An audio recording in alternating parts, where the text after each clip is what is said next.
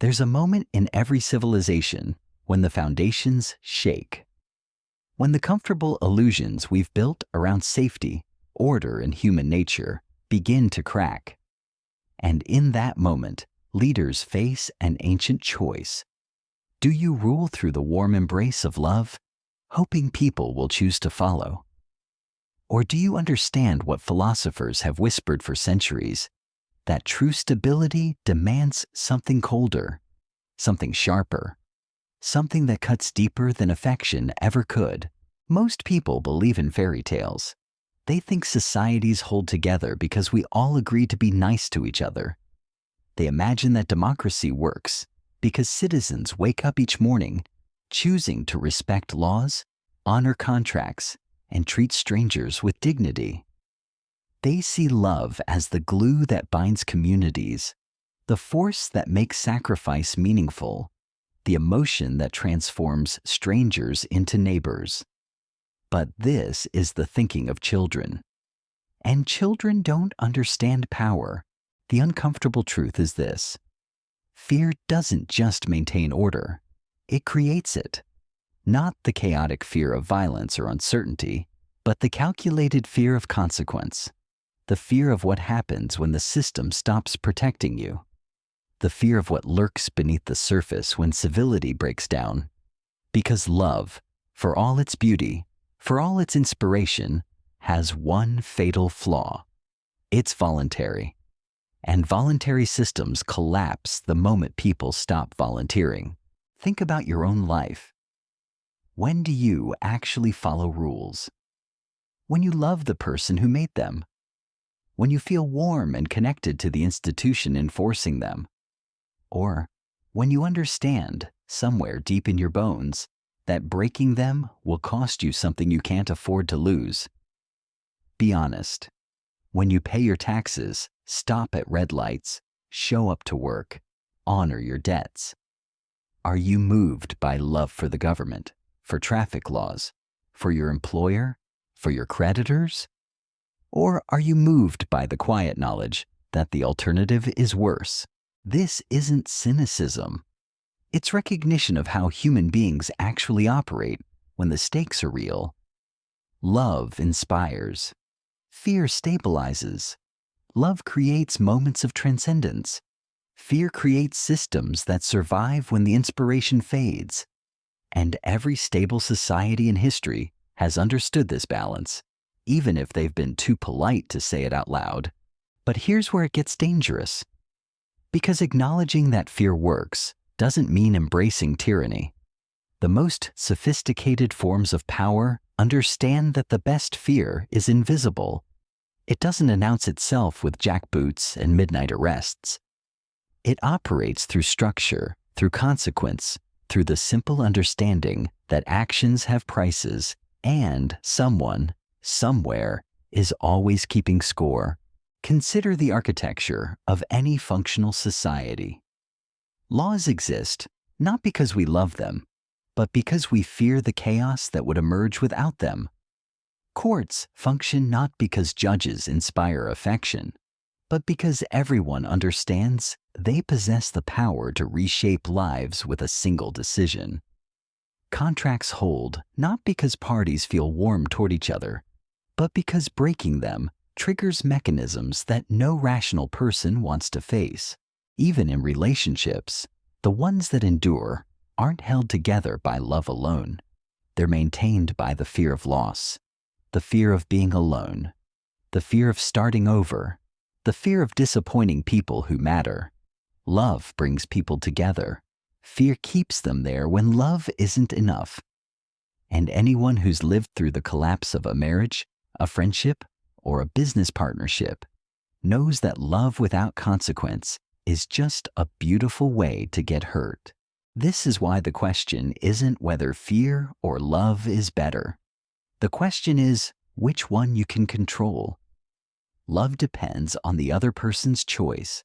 It requires them to feel something specific toward you, something that can change without warning, something that exists entirely outside your influence. But fear you can architect. Fear you can predict. Fear responds to systems, to structures, to calculated pressure applied at precisely the right moments. The great political philosophers understood this instinctively. They saw that societies built purely on affection were societies built on sand. Because affection fades, gratitude expires, goodwill evaporates under pressure. But consequences endure. The fear of those consequences shapes behavior even when no one is watching, even when the feeling has long since died. This creates a paradox that most people never resolve. The systems that protect love require fear to function.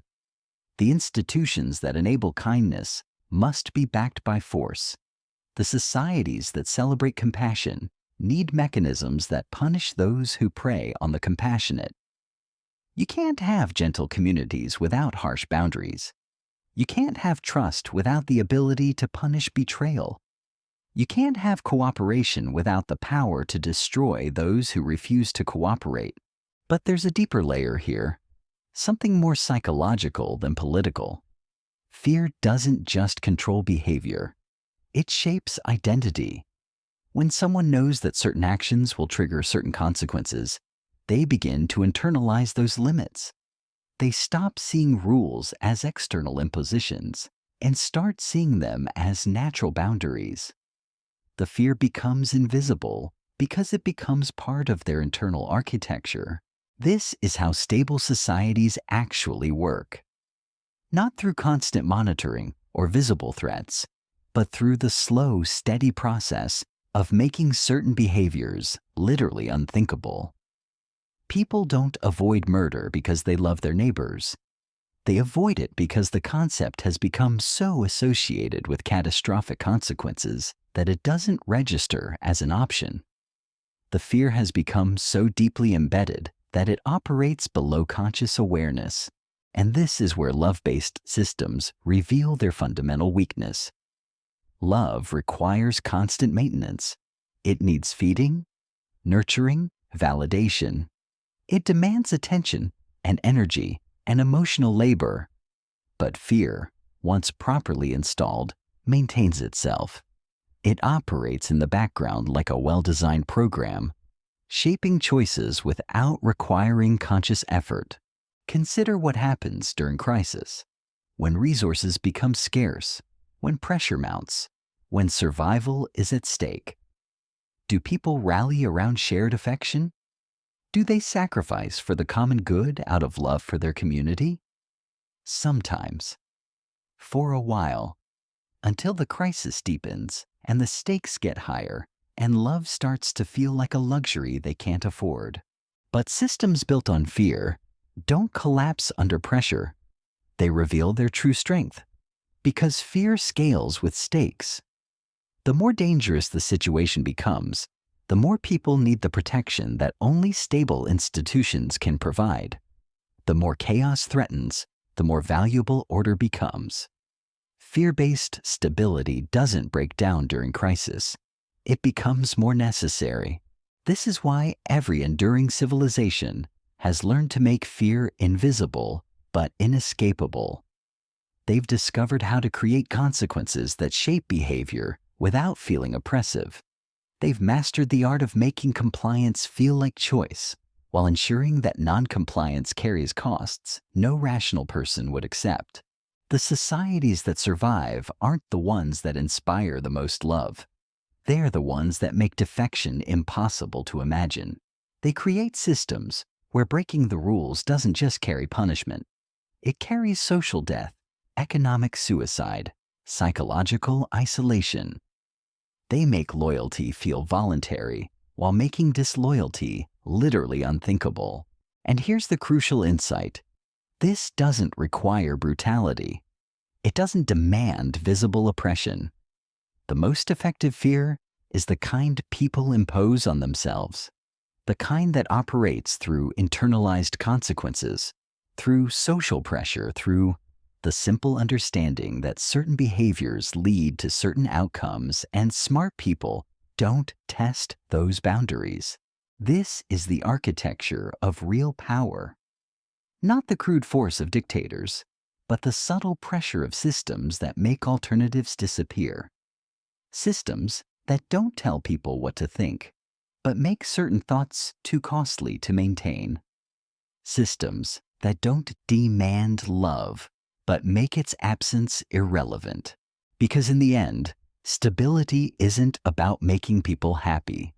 It's about making chaos impossible. And chaos becomes impossible not through inspiration, but through the quiet, persistent understanding that some lines simply cannot be crossed, that some consequences are too severe to risk, that some fears are too fundamental to ignore. The question isn't whether this is right or wrong. The question is whether it's true. And if it is true, then everything we think we know about power, about society, about human nature itself, needs to be reconsidered from the ground up. Look at how this plays out in the real world. Every parent discovers this truth eventually. You start with love, with reasoning, with appeals to your child's better nature. You explain why hitting their sister is wrong, why lying breaks trust, why responsibility matters. And for a while, if you're lucky, love seems to work. But then comes the moment when love isn't enough. When explanation fails. When your child looks you in the eye and chooses defiance anyway.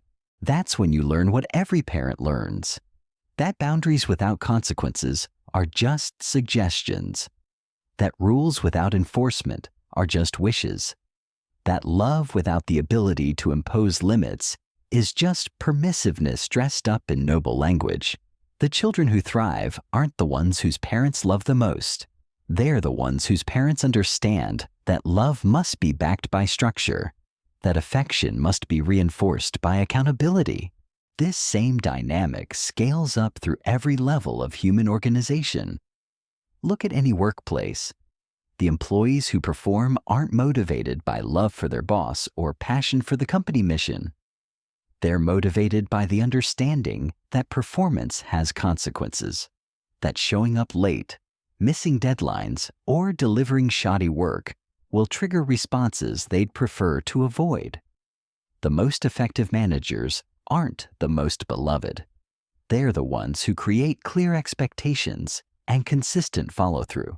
Even in intimate relationships, this pattern holds. The couples who last aren't necessarily the ones who feel the deepest passion. They're the ones who understand that certain behaviors will damage something they can't afford to lose. The fear of destroying the relationship creates boundaries that love alone could never maintain. The fear of being alone, of disappointing someone who matters, of facing the consequences of betrayal. These fears create the structure within which love can actually flourish. But here's where most people get confused. They think acknowledging fear means abandoning love. They imagine that recognizing the role of consequences somehow diminishes the importance of affection. This is backwards thinking. Fear doesn't compete with love. It protects it. Fear creates the conditions where love becomes possible, where trust can develop, where vulnerability doesn't equal victimization. Consider what happens in societies that try to operate purely on love, that eliminate consequences in the name of compassion, that refuse to acknowledge that some people will always choose to exploit kindness if no price is attached to that choice. These societies don't become more loving, they become more chaotic, because predators understand what idealists refuse to accept. That undefended kindness is just opportunity wearing a different mask. The drug epidemics, the homelessness crises, the breakdown of basic civic norms. These aren't failures of love. They're failures of structure. They happen when societies become so afraid of seeming harsh that they stop maintaining the boundaries that make genuine compassion possible. When fear of being judgmental becomes more powerful than fear of enabling destruction, this is the paradox that destroys well-intentioned communities. In trying to create spaces of pure love, they eliminate the very mechanisms that could protect the vulnerable from the predatory. They create environments where the most ruthless actors face no meaningful consequences, while the most decent people bear all the costs. The result isn't more love, it's less. Because love cannot survive in environments where exploitation carries no price. The successful societies understand this balance instinctively. They create what appears to be voluntary compliance while making non-compliance genuinely costly. They build systems where good behavior feels natural because bad behavior has been made systematically disadvantageous. They don't eliminate fear. They channel it toward productive ends. Look at how reputation works in functional communities. People behave well not because they love everyone around them, but because they understand that their reputations affects everything from business opportunities to social relationships to marriage prospects. The fear of social consequences creates incentives for trustworthy behavior that no amount of preaching about love could achieve. This is why small towns often have better social cohesion than large cities.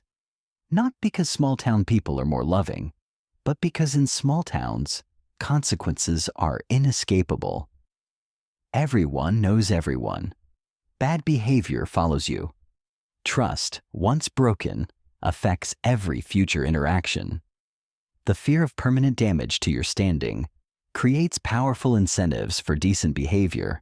Cities, by contrast, offer anonymity, the ability to escape consequences, to start fresh, to avoid accountability. This freedom sounds liberating, but it often produces the opposite of liberation.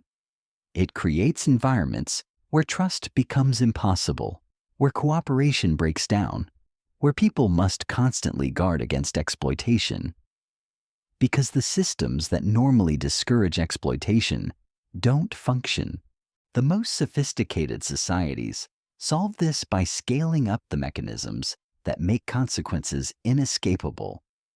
They create credit systems, background checks, professional licensing, digital records, networks of accountability that follow people across geography and time. They make it impossible to escape the consequences of your choices by making those consequences systemic rather than personal. This isn't oppression. It's architecture, the architecture of trust. Because trust doesn't emerge from good intentions. It emerges from reliable consequences, from systems that make betrayal too costly and cooperation too beneficial to ignore. The fear of losing access to these systems creates powerful incentives for trustworthy behavior that individual relationships could never provide. But there's something even deeper happening here, something that touches the core of human psychology. Fear doesn't just modify behavior, it shapes perception. When people understand that certain actions carry certain consequences, they begin to see those actions differently. What once seemed possible starts to feel impossible. What once seemed reasonable starts to feel absurd. This is how stable societies actually change behavior at scale. Not through education or inspiration, but through the slow process of making certain choices literally unthinkable. People don't avoid corruption because they love integrity. They avoid it because corruption has become associated with such severe consequences that it doesn't register as an option. The societies that endure are the ones that master this psychological transformation. They create environments where the right choices feel natural, not because people have been convinced they're right, but because the wrong choices have become too costly to contemplate. The fear operates below conscious awareness, shaping decisions before rational analysis even begins. And this reveals something crucial about human nature that most people refuse to acknowledge. We're not primarily rational creatures, motivated by abstract principles. We're adaptive creatures, motivated by consequences. We don't choose behaviors because we've reasoned our way to them. We choose them because we've learned, through experience or observation, which choices lead to outcomes we want and which lead to outcomes we want to avoid. This is why appeals to conscience, to better angels, to shared values so often fail to change behavior at scale. Not because people lack conscience, but because conscience without consequence is just internal noise. People can rationalize almost anything when the external costs are manageable. But they can't rationalize behaviors that threaten their fundamental security, their social standing, their ability to function in the systems they depend on. The implications of this understanding extend far beyond politics or governance. They touch every aspect of how we organize human cooperation. From families to corporations to international relations, the same dynamic applies. Stability emerges not from mutual affection, but from mutual vulnerability to consequences that no one wants to face. This creates a framework that most people find disturbing because it challenges their most cherished beliefs about human goodness and social progress. They want to believe that civilization advances through growing empathy, expanding love, deeper understanding between peoples. They imagine that conflict arises from misunderstanding and that peace emerges from better communication. But this is the mythology of the comfortable, the luxury thinking of people who've never watched systems collapse in real time. The brutal reality is that every advance in human cooperation has been built on increasingly sophisticated systems of mutual assured destruction.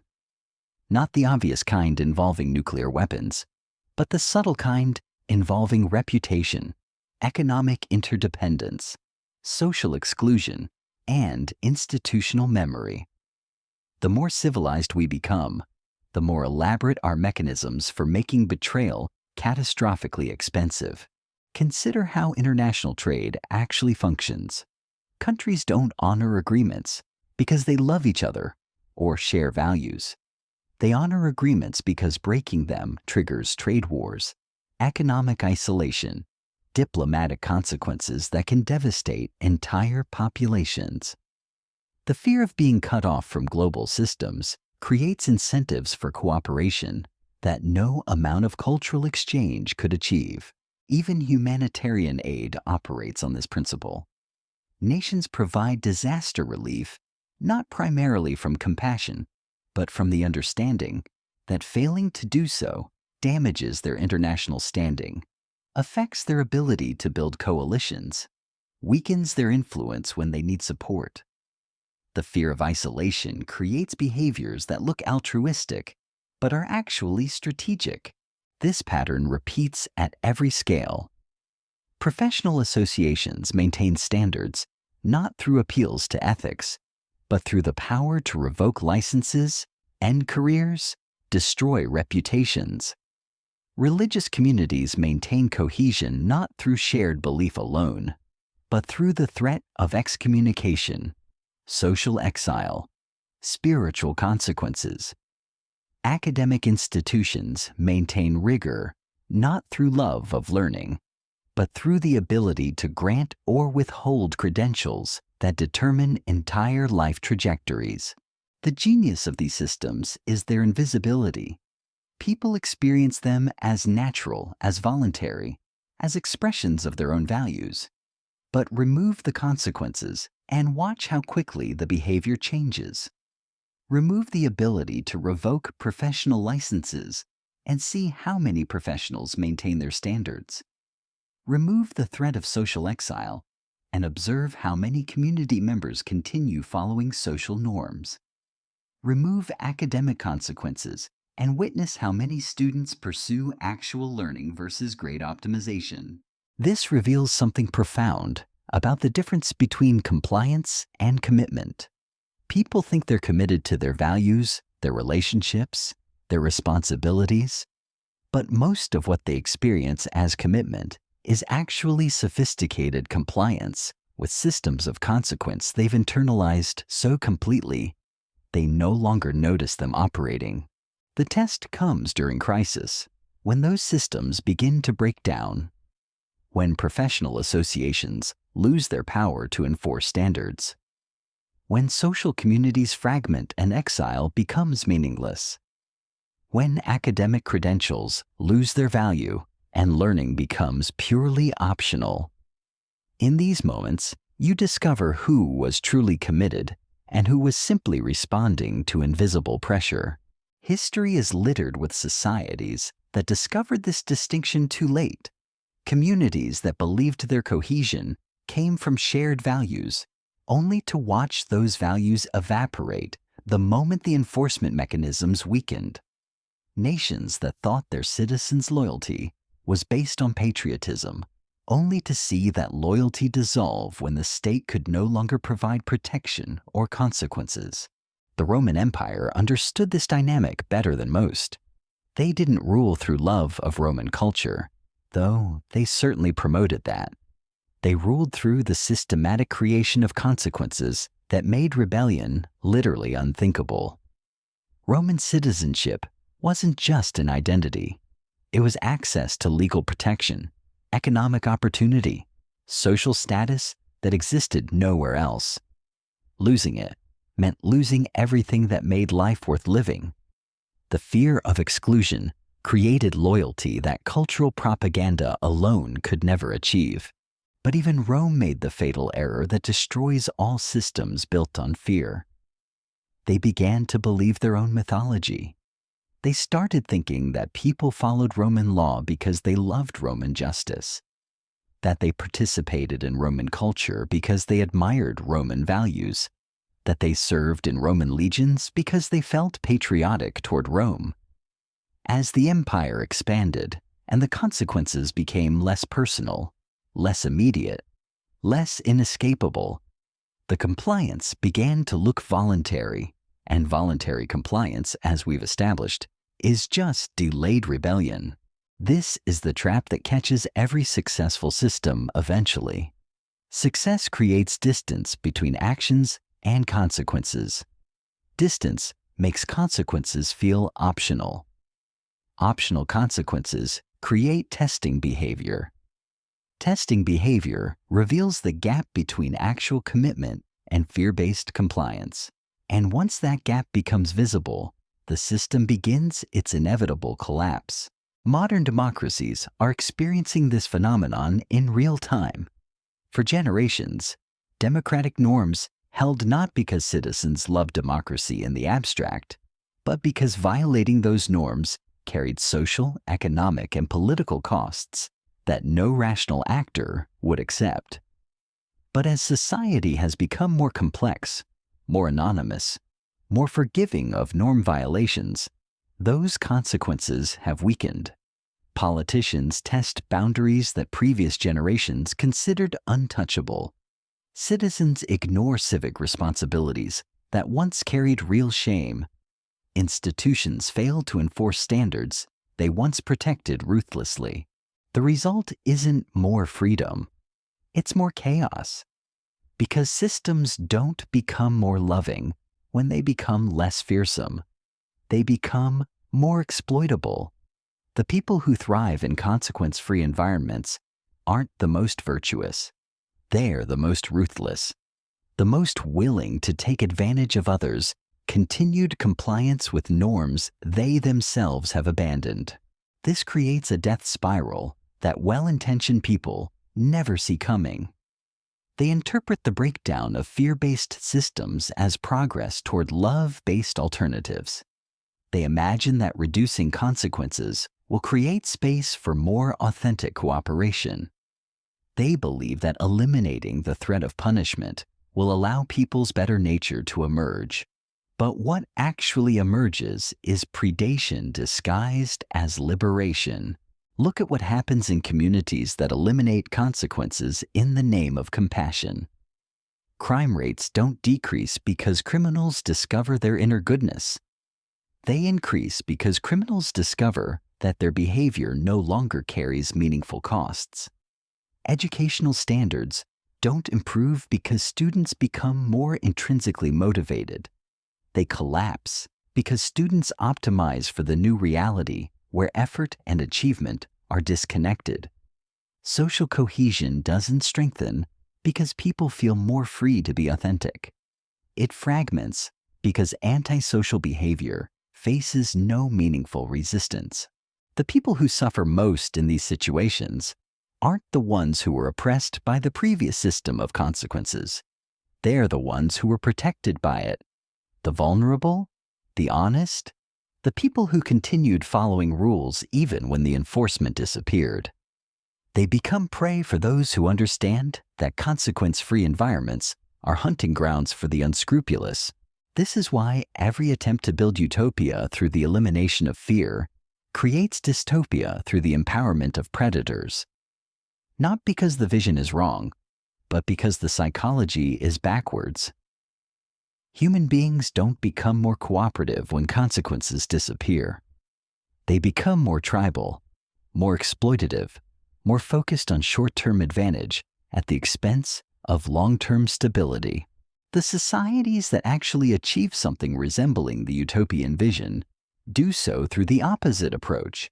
They create such elegant, comprehensive, inescapable systems of consequence that cooperation becomes the only rational choice. They make trustworthy behavior so advantageous and untrustworthy behavior so catastrophically expensive that people internalize cooperation as natural law. These systems don't feel oppressive because they don't need to be. When the consequences are systematic rather than personal, predictable rather than arbitrary, proportional rather than excessive, people experience them as justice rather than tyranny. They feel protected by the system rather than threatened by it. But that protection depends entirely on the system's ability to impose costs on those who would exploit others' cooperation. This brings us to perhaps the most uncomfortable truth about human nature and social organization. The capacity for love, for genuine altruism, for self-sacrifice in service of others, these exist. They're real. They're beautiful. They represent the highest potential of human consciousness. But they're also fragile, context-dependent, and utterly helpless against systematic exploitation unless they're protected by systems of consequence that make such exploitation impossible to sustain. The choice isn't between love and fear. The choice is between love protected by fear and love destroyed by predation. Between cooperation enforced by consequence and cooperation exploited by defection. Between trust backed by accountability and trust betrayed by those who understand that trustworthy people make ideal victims when no price is attached to victimization. This is the framework that explains why every stable society in history has learned to make fear invisible but inescapable, voluntary in experience but systematic in operation. They've discovered that the alternative isn't more love, it's less. Because love cannot survive in environments where loving behavior is systematically disadvantaged by those who understand that consequences are the only thing standing between civilization and chaos. So here we stand at the edge of an uncomfortable recognition. The fairy tale is over. The myth that societies hold together through mutual affection, that stability emerges from shared goodwill, that human cooperation is sustained by love alone. These comfortable illusions dissolve under scrutiny.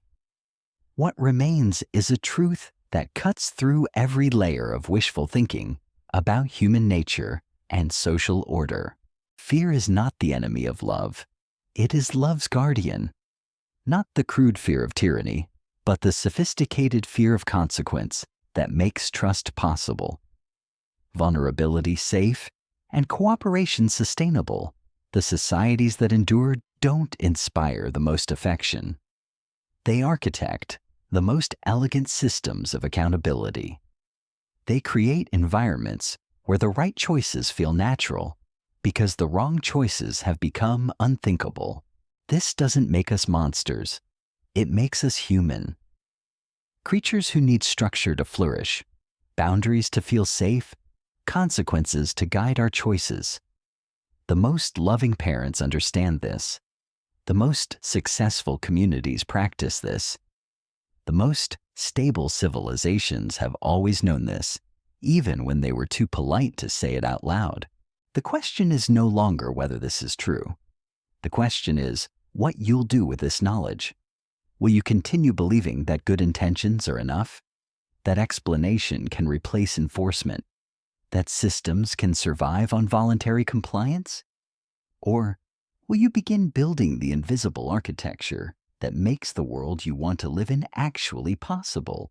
Because in the end, the choice isn't between fear and love. It's between systems that work and systems that collapse under the weight of their own idealism. And only one of those options creates the stability where love can truly flourish.